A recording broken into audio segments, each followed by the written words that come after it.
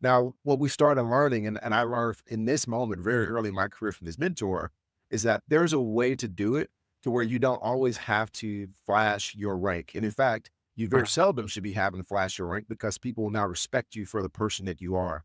And that's what he was doing in that moment. What he was doing is not telling me that, hey, I'm a captain and you will listen to me, although he could have very well said that.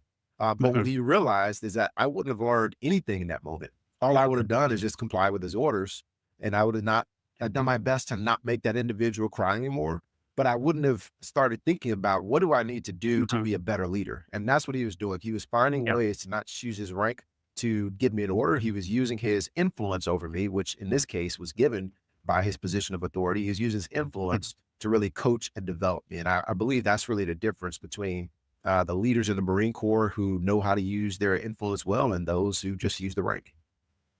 Well, it sounds like the way he treated you helped you reflect and learn, is what I hear you saying. Like, if you tell somebody to do something and they do it, you might accomplish something in the short term, but you haven't helped that person grow. So, like in the private sector, companies like Toyota and others that are learning from them, there's common expressions that I think would relate and resonate with you really strongly. The idea of getting things done through developing people, that you shortcut the person's learning and the organization's learning if, as a leader, you give them the answer as opposed to challenging them to figure it out by themselves. That what you're saying reminds me very much of that private sector leadership notion that at least some companies try to practice.